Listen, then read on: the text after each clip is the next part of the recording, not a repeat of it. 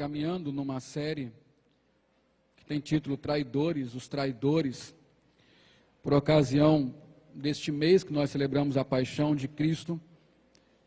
É oportuno que nós falemos de um momento deste da paixão, que é quando Jesus se encontra com os seus traidores, Judas e alguns outros. Até semana passada nós falamos de Judas, e como Judas traiu a Cristo, apesar de ter as oportunidades, apesar de andar perto de Cristo, e por isso mesmo traiu, um distante não poderia traí-lo, apesar de ter experimentado coisas, de ter posição especial, privilegiada, Judas ainda assim foi capaz de trair a Cristo, e nós temos aprendido aqui que há em nós o potencial da traição, ainda que de fato não sejamos, mas há o potencial, e a respeito disso nós temos que cuidar. Judas foi um traidor que se perdeu. Ele não houve para ele restauração, não houve para ele ocasião de arrependimento, e como nós sabemos, e podemos dizer com certeza, Judas foi para o inferno. Judas foi condenado à morte espiritual, porque o próprio Jesus o chama de filho da perdição. Mas, felizmente para nós, nem todo traidor, nem todo desleal tem o mesmo destino de Judas, ou precisa ter o mesmo destino de Judas. Sim, é possível que alguém que traiu a Cristo, alguém que foi desleal a Ele, é possível que, se esse for o seu caso, e você esteja vivendo em deslealdade ao Redentor, sim, é possível restauração. É possível voltar atrás. É possível reconciliar-se com aquele que outrora você traiu ou tem traído. É possível. E é justamente sobre isso que nós vamos falar hoje. E não apenas hoje, ainda que eu esperasse terminar essa série hoje, não será possível. Para que tenhamos um bom aproveitamento, eu precisaria ainda de mais um domingo. E aí nós retomamos aos nossos estudos em Jeremias. Mas hoje nós vamos começar a falar, hoje no próximo domingo, com a graça de Deus, sobre a restauração de um traidor. E aí eu preciso apresentar a vocês os outros traidores de Cristo. Jesus Cristo, ele não teve apenas um traidor. Judas foi aquele que deu início ao processo de crucificação. Foi quem entregou Cristo às autoridades. Foi o traidor sem arrependimento. Mas a verdade é que as Escrituras nos contam que todos os outros discípulos também foram desleais a Cristo. Todos os outros, de alguma forma, num certo sentido, traíram também ao Senhor. E aí eu quero que você leia comigo Mateus 26, versos de 31 a 35. Nós, nas últimas semanas, estudamos os versos de 26 a 30, e hoje, a partir de hoje, nós vamos estudar aí o verso 31, dos versos 31 a 35. Diz assim a palavra do Senhor: Então Jesus lhes disse: Esta noite todos vós vos escandalizareis comigo, porque está escrito: Ferirei o pastor, e as ovelhas do rebanho ficarão dispersas. Mas, depois da minha ressurreição, irei adiante de vós para a Galiléia. Disse-lhe Pedro: Ainda que venhas a ser um tropeço para todos, nunca o serás para mim. Replicou-lhe Jesus: Em verdade te digo que nesta mesma noite, antes que o galo cante, tu me negarás 3 vezes. Disse-lhe Pedro: Ainda que me seja necessário morrer contigo, de nenhum modo te negarei. E todos os discípulos disseram o mesmo. Uma curiosidade só. O que está escrito no título desse trecho aí? Na parte negrito, o que está escrito aí? Muito bem. Vocês já sabem que essa parte não é inspirada. Ou seja, não foi Deus que mandou os autores da Bíblia escreverem essa parte. Isso é uma coisa que os editores das versões colocam a maneira que eles interpretam o texto. Então, por exemplo, veja como é perigosa a leitura bíblica mecânica. Você está lendo a Bíblia e chega nesse ponto, e você fala assim: Pedro é avisado. Então você vai ler o texto, e se você não pensar muito, você vai chegar à seguinte conclusão: esse texto diz apenas que Pedro iria negar a Cristo.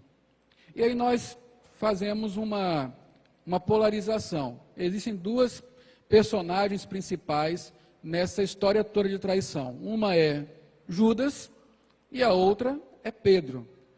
Mas não é bem assim. Quando você olha o texto, você vê que Jesus se dirige a quem? A Pedro apenas? Não. Ele começa dirigindo-se a todos. E ele diz justamente isso: todos vocês, nesta noite, se escandalizarão comigo, ou uma tradução melhor seria: vocês me abandonarão nesta noite. Imagine que noite terrível. Coloque-se lá à mesa, e agora ele já não está mais à mesa, já acabou a ceia, ele está fora do cenáculo, ele está indo para o Getsêmani. Mas você imagine que noite terrível para Jesus foi aquela.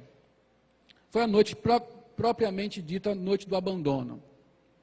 Ele foi abandonado por um amigo, Judas, profetizou isso, avisou a Judas que isso iria acontecer, e igualmente agora ele está avisando aos outros que ainda naquela noite eles também o abandonariam. Que ele ficaria sozinho naquela noite. A Bíblia conta justamente isso. É isso que Jesus está dizendo. Começa assim: esta noite todos vós vos escandalizareis comigo, porque está escrito: ferirei o pastor e as ovelhas do rebanho ficarão dispersas. Então, o que nós vemos aqui é justamente Jesus anunciando, como fez com Judas, que eles iriam traí-lo, que eles também iriam abandoná-lo. Vocês lembram que nós começamos aqui, estudando lá o versículo 26, volte aí o verso 26, do capítulo 26 também. Jesus diz assim: enquanto comiam, tomou Jesus um pão e abençoando, partiu. Mais à frente, versículo 20, melhor dizendo, verso 20. Chegada a tarde, pôs-se ele à mesa com os 12 discípulos, e o 21 diz: e enquanto comiam, declarou Jesus: em verdade vos digo que um dentre vós me trairá. E eles, muitíssimo contristados, começaram um por um a perguntar-lhe: porventura sou eu, Senhor? Você já percebe que há uma tensão a respeito de quem é o traidor lá no começo da conversa. Eles se entristecem, eles conseguem realmente perceber que é possível que eles sejam os traidores. É possível, eles têm o potencial. A pergunta, como eu já falei, traduzida ao pé da letra, ficaria: Senhor, não sou eu, ou sou eu? Eles queriam uma resposta positiva de Jesus, dizendo: não, fique tranquilo, não é você, Pedro, não é você, João, não é você, Mateus. Jesus não dá essa resposta, também não diz que é Judas, mas para Judas ele fala claramente: é você o traidor. E agora, em uma outra oportunidade, ele responde aquela pergunta. A pergunta que causou tristeza no coração daqueles discípulos, agora é respondida com muita clareza: hoje, nesta noite ainda, vocês irão me abandonar. Se você caminhar um pouco no texto, você vai ver que Jesus está certo no que ele afirma. Quando você vai para o versículo 56, aí do capítulo 26, depois de ele ter sido entregue por Judas, os soldados virem prendê-lo e tudo mais, há um início de uma briga. Pedro corta a orelha de Malco, mas o final dessa história, depois que Jesus é preso, é realmente triste. Verso 56, leia comigo. Tudo isso, vamos ler? 26, 56. Tudo isso, porém, aconteceu para que se cumprisse as escrituras dos profetas. Então, os discípulos todos, deixando, fugiram. Quem ficou com Jesus? Ninguém. Ninguém ficou com Jesus. Quem foi leal a Jesus? Ninguém. Ninguém foi leal a Jesus. Aquilo que Cristo falou do escandalizar, na verdade vocês vão me abandonar. E foi o que eles fizeram. Se você abrir em João 16, você vai perceber com que tristeza, porque João escreve de uma maneira, digamos, mais emotiva, e você vai entender a tristeza que Jesus tem em seu coração ao declarar isso. João 16, verso 32. Leia comigo. Diz assim: Jesus falou para os discípulos nas suas últimas horas, antes de ser entregue. Vamos ler? Eis que vem a hora, e já é chegada, em que sereis dispersos, cada um para a sua casa, e me deixareis só. Contudo, não estou só, porque o Pai está comigo. Dá para perceber o lamento de Jesus pela atitude que os discípulos irão tomar. Jesus, no final, iria ficar só, abandonado pelos seus discípulos. E isso era necessário acontecer. Da mesma forma que Judas era o instrumento estabelecido por Deus em seu plano eterno para trair a Cristo, também o abandono dos discípulos estava também no plano eterno de Deus. Tanto é que Jesus recorre a uma profecia do profeta Zacarias que diz: ferirei o pastor e as ovelhas se dispersarão. Todos eles temeram por suas vidas. Todos eles se acovardaram quando chegou a hora de Cristo ser glorificado, como ele mesmo dizia, quando chegou a hora da crucificação. Todos eles temeram por suas vidas. E mais uma vez, nós estamos falando de um grupo de pessoas que caminhou com Cristo 3 anos. Pessoas que Cristo, lá em João, diz que não vou chamar vocês de servos, eu vou chamar vocês de amigos. Era assim que Cristo tratava. Pessoas para quem Cristo abriu a sua intimidade. Ele justamente os chamava de amigos, porque Cristo contou os segredos do reino dos céus para aqueles homens.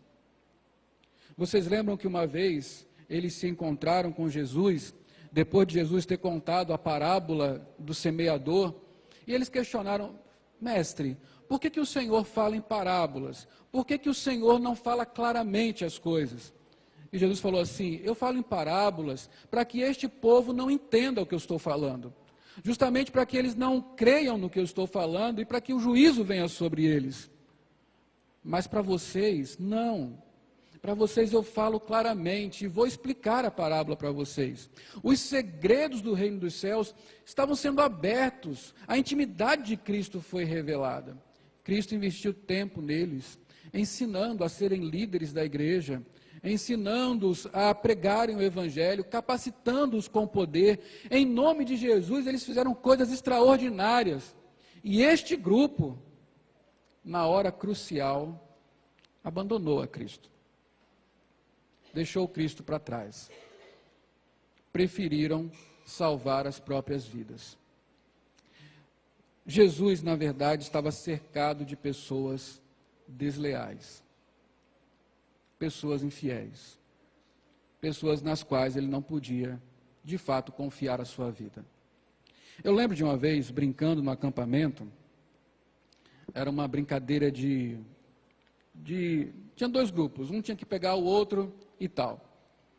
E tem uma casa de caseiro lá no acampamento da Central, e não tinha como um bando de adolescentes brincando não passar em frente a esta casa, e no fundo da casa, nos arredores da casa. Naquela ocasião, o caseiro estava com a esposa recém-parida, estava com um bebezinho lá de meses ainda, e você imagine o transtorno que não foi para ele ter um monte de adolescentes lá, correndo em volta da sua casa e perturbando a paz. E lá por tantas horas depois de nós estávamos brincando bastante, a brincadeira bem intensa, ele sai da casa dele, e com toda a razão, exaltado, e começa a esbravejar. Eu não sei por que eu fiquei, mas os meus companheiros abriram.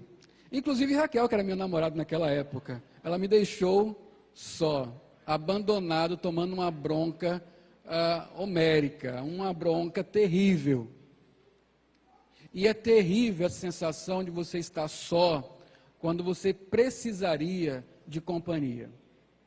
É horrível você estar numa situação em que você precisa de auxílio, você precisa encontrar alguém para se apoiar, e simplesmente você está só. E principalmente quando quem lhe abandonou foi a pessoa que você mais confiava. É horrível essa sensação. Mas foi justamente isso que aconteceu com Jesus.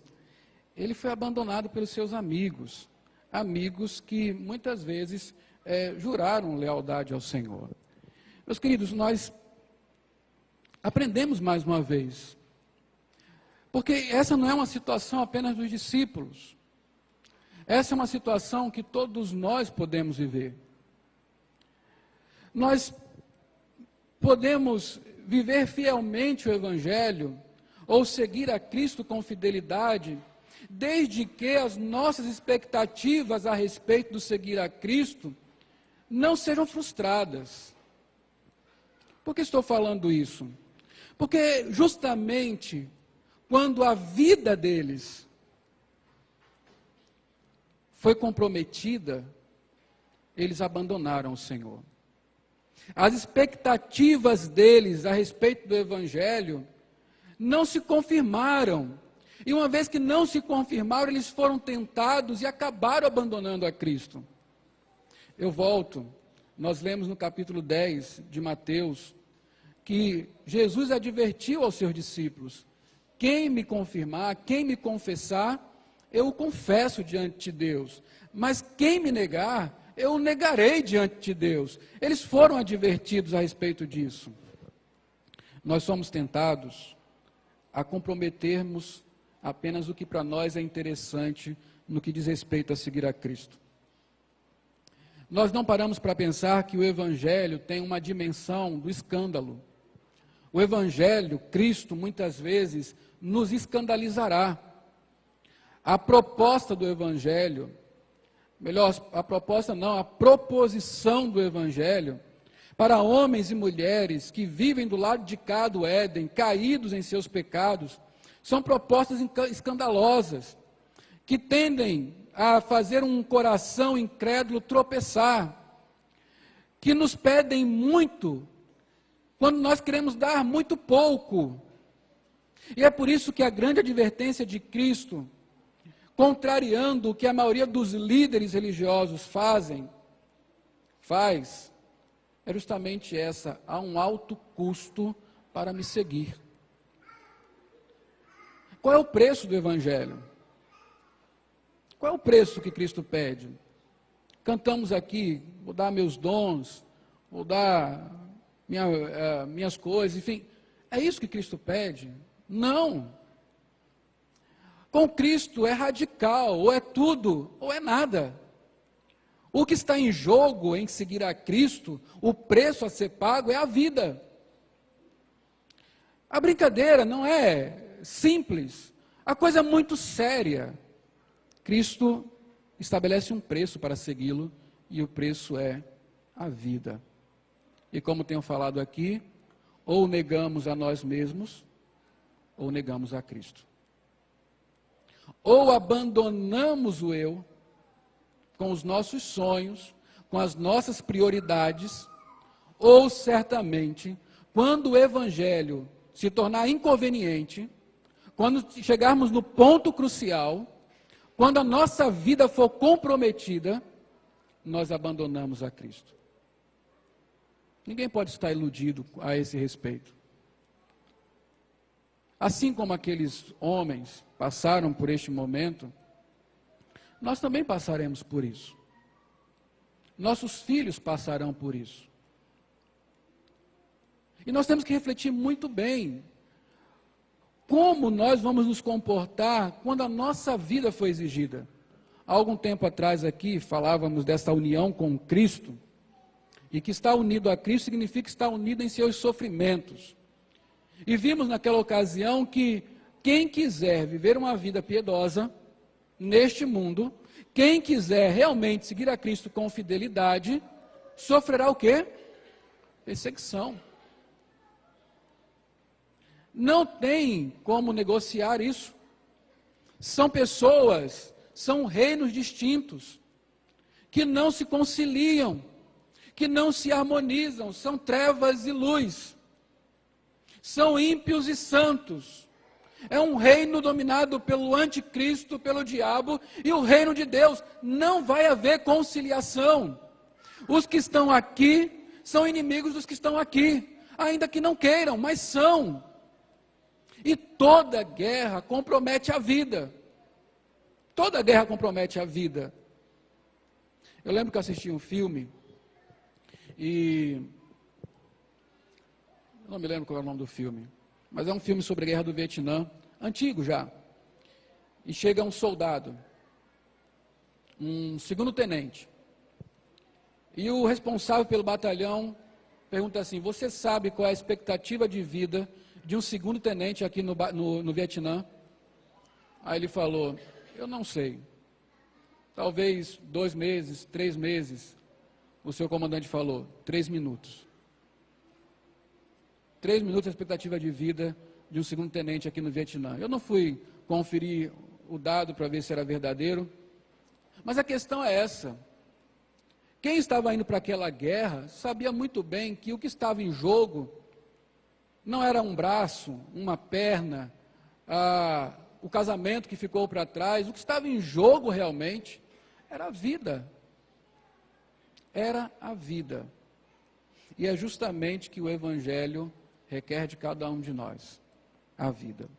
Mas nós temos a tentação de comprometermos menos do que aquilo que o Evangelho pede. Ainda que tenhamos a capacidade de caminharmos até certo ponto com fidelidade, quando o Evangelho não nos parece mais conveniente, nós começamos a abandoná-lo.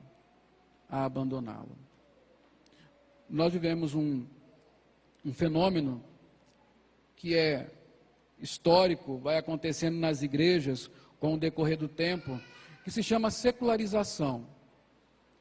A secularização é um nome bonito, científico, para falar do abandono que os crentes, que os fiéis têm a respeito daqueles a quem eles servem. Cada vez mais somos menos discípulos, cada vez mais vivemos menos para Cristo e mais para nós mesmos. A máxima paulina não se repete em nossas vidas.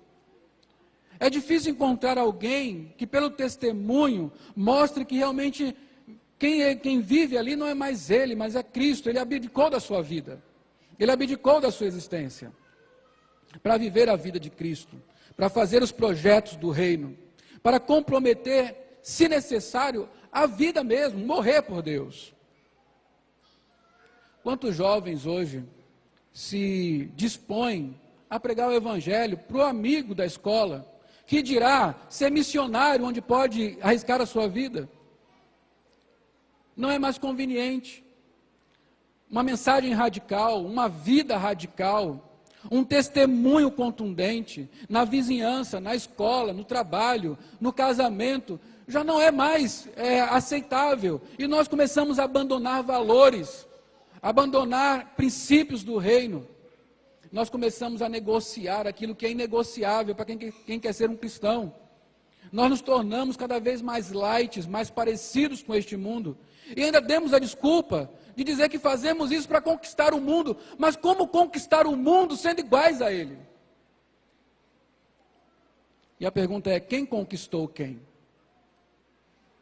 Porque tem uma coisa, meus irmãos, quando nós abandonamos a Cristo, nós não ficamos sem sentido na vida. Porque só há 2 reinos, só há 2 senhores a quem podemos servir e honrar. Se não é Cristo, é o diabo, é o mundo, somos nós mesmos. Não há como negociar isso. E a verdade é, meus irmãos, que se você e eu quisermos seguir a Cristo, nós temos que entender e nos prepararmos para isso. Isso compromete totalmente a nossa vida. totalmente. Não falo apenas de você morrer por Cristo. Pedro falou isso, nós vamos ver daqui a pouco. Mas é interessante, veja só. Pedro falou que poderia morrer por Cristo. E ele não conseguiu passar uma noite em oração com Cristo lá no Getsemane. Veja que o nosso abandono de Cristo não se dá muitas vezes em grandes coisas. Porque muitas vezes, até por conhecer a nossa qualidade, Jesus não nos compromete em grandes coisas. Mas nós começamos a abandonar a Cristo em pequeninas coisas. Havia 3 discípulos que eram mais chegados de Jesus. Do grupo dos 12, 3 eram mais próximos dele. Pedro, Tiago e João. Aqueles do barquinho, da musiquinha. Pedro, Tiago e João. Eram os discípulos mais chegados de Jesus. Com estes, ele foi ao Getsemane. E pediu que eles ficassem atentos, orando com eles. E 3 vezes Jesus voltou e os encontrou dormindo. E Jesus lamenta, mas nem por 1 hora vocês puderam vigiar comigo. E ali já começa o abandono, o sono, o descanso, a conveniência. Era mais importante do que estar com aquele que era o seu mestre e amigo num momento tão terrível como foi o Getsemane. Eu pergunto, o que você faria se um amigo seu estivesse passando por uma dor terrível e lhe convidasse para lhe fazer companhia? Certamente você não dormiria ao seu lado. Eles fizeram isso. Imagine dar a vida por Jesus. Os seus sonhos não podem estar em primeiro lugar. Os seus projetos de vida não podem estar em primeiro lugar. Seus filhos não podem estar em primeiro lugar. Os bens que você quer ter não podem estar em primeiro lugar. O seu emprego não pode estar em primeiro lugar. A sua vida profissional, as conquistas acadêmicas não podem estar em primeiro lugar. Se necessário para servir a Cristo, você tem que abandonar essas coisas, abandone. Fique mais pobre, fique mais burro, fique mais atrasado, tenha menos coisas, baixe o padrão de vida, tenha menos amigos, o que for necessário, morra se você tiver que seguir a Cristo, porque é isso que Cristo pede de cada um de nós. E quem não tem essa disposição, não é digno de seguir ao Senhor, é o que Ele mesmo nos diz. E aí, meus queridos, uma aplicação primeira, para nós pensarmos, por que será que com muita facilidade nós somos tentados a abandonar a Cristo, quando pressionados por este mundo, quando pressionados a vivermos um evangelho que não é o evangelho que nós queríamos viver, um evangelho que compromete totalmente a vida? Nós precisamos, em primeiro lugar, seguir a receita do Mestre. O Mestre falou para os seus discípulos: vigiai e orai, para que não entrem em tentação. E ele falou isso poucas horas antes de testemunhar os seus discípulos fugindo. Ele falou para eles: vigiem, orem para não entrar em tentação. E aqui, a ênfase que eu tenho trabalhado com vocês, a vida devocional, a busca de Deus, no particular, na família, buscar a Deus com sede, e se não há sede, pedir a Deus que dê sede, porque, meus irmãos, é andando na luz que somos purificados do pecado, é buscando a Deus que aprendemos a amá-lo, é em comunhão com Deus que aprendemos do seu caráter, é aquele que está com Deus que pode contemplar a sua glória, e contemplar a glória de Deus muda as nossas vidas. Porque não temos perspectivas celestiais, porque a nossa mente não está concentrada no céu, mas está tão concentrada aqui, neste mundo, porque nos admitimos para nós mesmos uma existência miserável, que só pensa no que é terreno. Aplicamos tudo aqui, investimos tudo aqui, ensinamos aos nossos filhos e os incentivamos a aplicar tudo neste mundo. Falta uma perspectiva celestial, a mais do que esta vida. Falta nos ver que há um Deus que tem um reino preparado. Falta nos ver que isso aqui é passageiro, é preparação para o que virá. E se nós tivermos essa perspectiva de vida, as lutas, as provas, as exigências do Evangelho não serão suficientes para nos fazer voltar atrás, mas nós prosseguiremos para o alvo.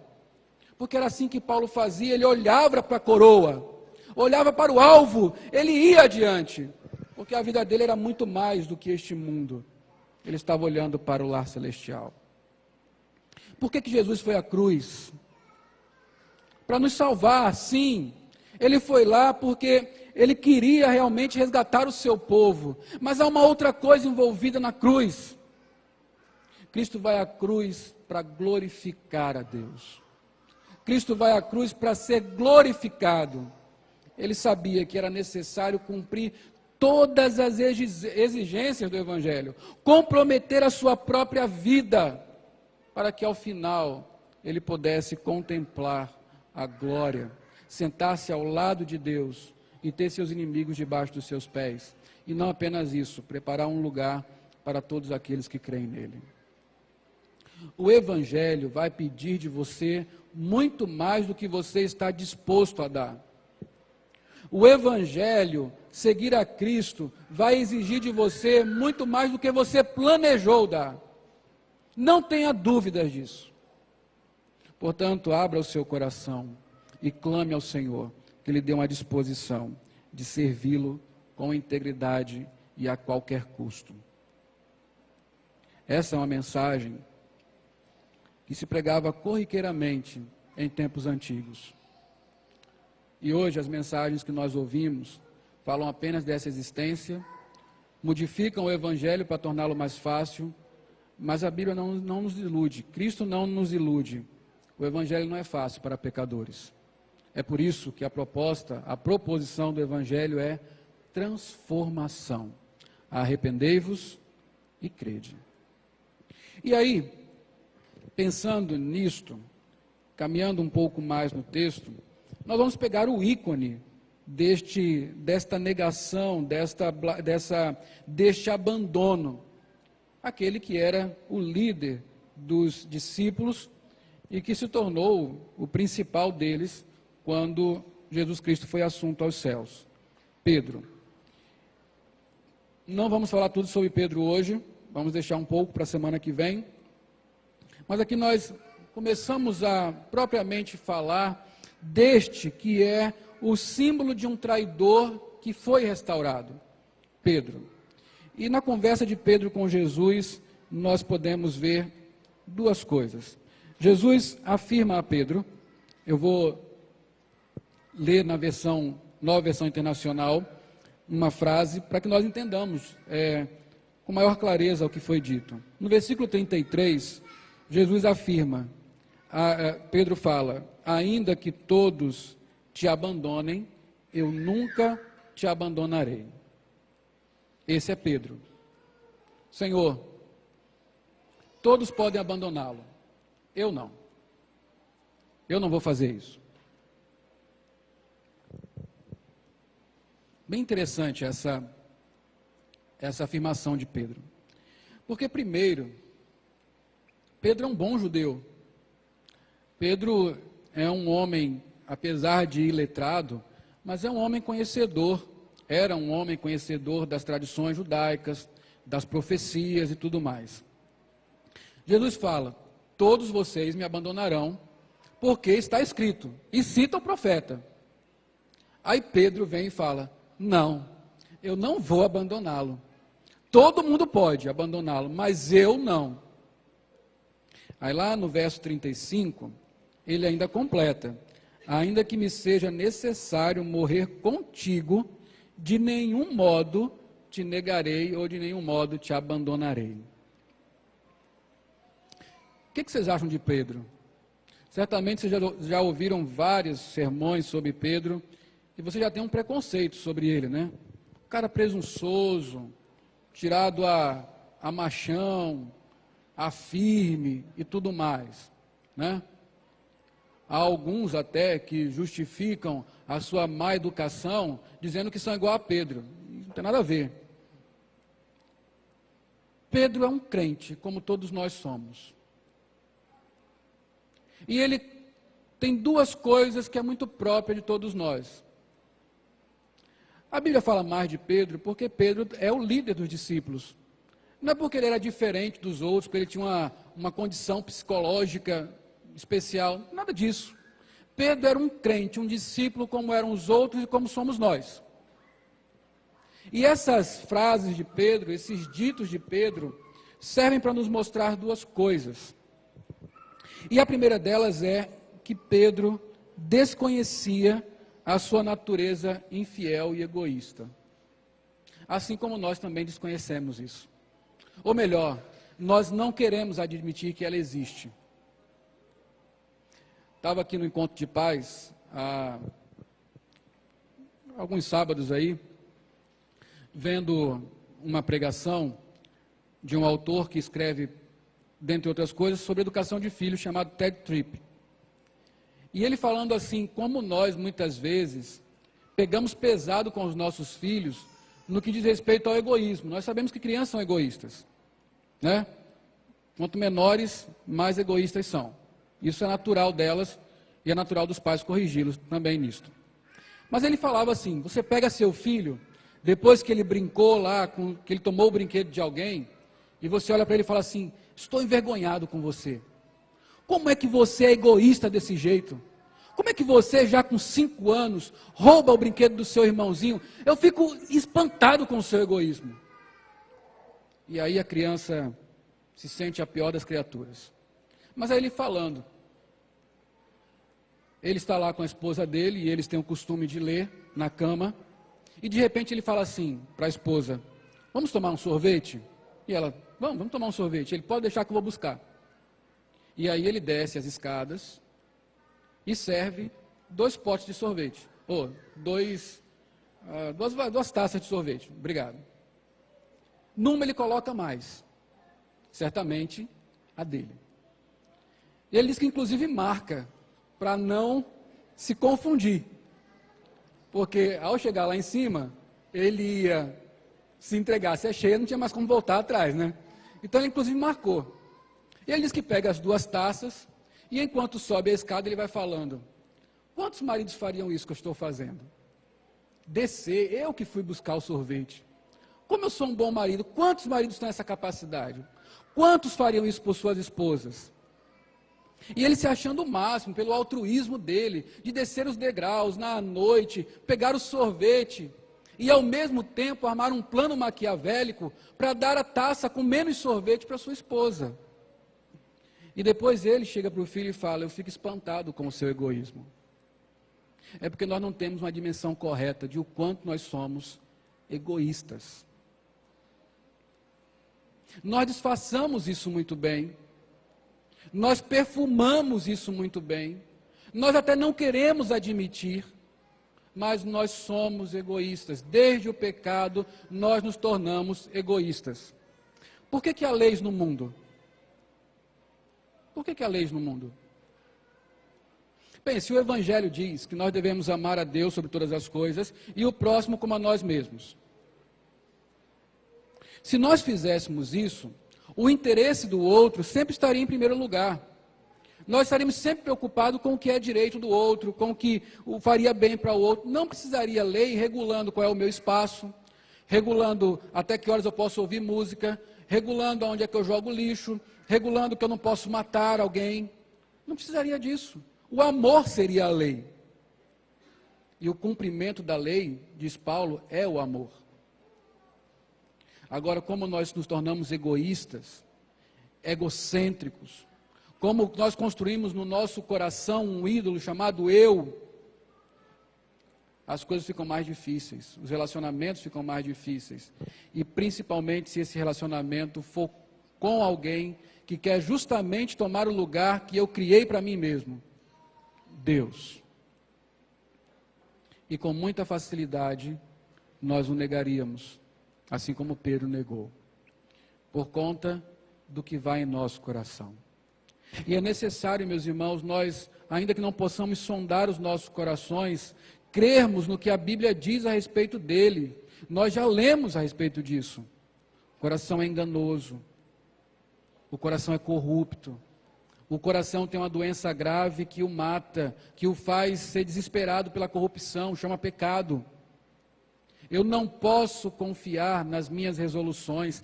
Pedro foi resoluto, se necessário for, eu vou morrer pelo Senhor, vou morrer com o Senhor. A resolução dele era sincera, era isso mesmo que ele queria, mas uma resolução só não basta, quando o coração não ajuda. E são justamente as circunstâncias que revelam o nosso coração. Quando Pedro teve uma circunstância em que ele se sentiu acuado, em que ele precisou defender a sua vida, ele não teve outra opção, ele não pensou de outra forma, ele abandonou Cristo e se salvou. Quando Pedro falou essas coisas, ele tinha perdido a visão correta do seu coração, de quanto ele era infiel e quanto era egoísta. Mas também há um lado positivo nisso aqui.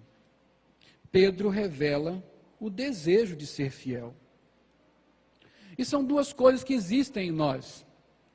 Existe em nós tanto a ilusão de que podemos ser fiéis, e aí nós precisamos cuidar disso em oração, em busca de Deus, em vigília, em jejum, em vida consagrada, mas há também em nós o desejo sincero de buscar ao Senhor.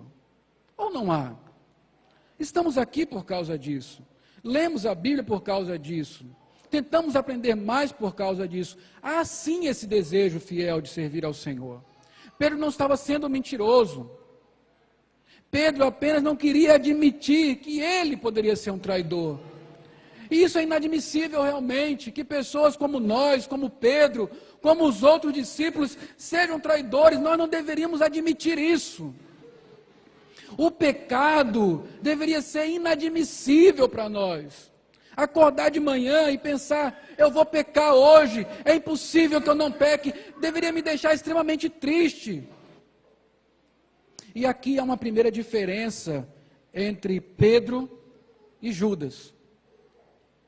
Quando Judas foi avisado de que ele era o traidor, Judas não falou nada. Ele simplesmente seguiu o plano.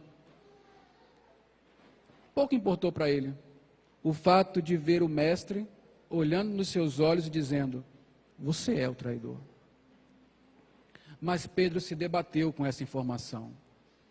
Pedro se incomodou com isso. Pedro não quis ser desleal, mas foi. E é isso, meus irmãos, que nós temos que, essas duas coisas temos que guardar conosco. Eu tenho a capacidade, mas eu não posso querer ser. Eu não posso aceitar isso. Tem que ser inadmissível para mim a possibilidade de eu ser um traidor de Cristo, de eu ser desleal ao Mestre. Ele me fez tantas coisas. Ele foi à cruz por mim. Ele deixou sua glória. Quando os nossos primeiros pais pecaram e trouxeram a morte para o mundo, ele se voluntariou a morrer em meu lugar, esmagar a cabeça da serpente, ainda que tivesse que ser ferido no calcanhar para isso. Aquela noite, Jesus foi abandonado pelos seus discípulos e falou o seguinte: Deus está comigo. Mas na cruz, Cristo falou o seguinte: Deus meu, por que me abandonaste? No final, na pior hora, o Pai também o deixou. Ele o deixou para não nos deixar, para que toda a ira caísse sobre Cristo. Cristo sofreu o inferno na cruz. Dores que, pela graça de Deus, eu e você não iremos sentir. O abandono do Pai, a oração de Jesus, Deus meu, por que me desamparaste? Com a graça de Deus, se somos salvos, nunca será dita por nossos lábios. Mas Jesus fez tudo isso, por mim e por você. Deve ser inadmissível para mim viver em pecado. Deve ser inadmissível para mim a ideia de ser desleal. Deve ser inadmissível para mim.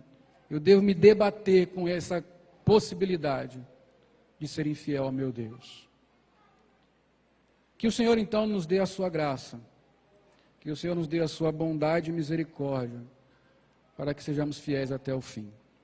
Na semana que vem, nós vamos ver como Pedro foi restaurado. Porque Pedro negou a Cristo. É o que veremos. Mas ele também foi restaurado por Cristo. Eu quero que você curve sua cabeça.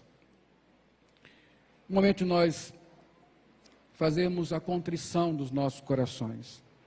Você ouviu a palavra de Deus que adverte com solenidade a respeito dos perigos de não pensarmos no Evangelho da maneira correta e de como somos tentados a abandonar o Senhor quando isso nos parece conveniente. Não podemos ser fiéis sozinhos. Precisamos ter os olhos em Cristo, confiar nele somente. Estamos seguros porque estamos em suas mãos e não porque temos resoluções fiéis e firmes. Resoluções não mudam nada. A vontade de Deus sim. Então clame ao Senhor para que Ele lhe dê um coração fiel. Ore silenciosamente por alguns instantes.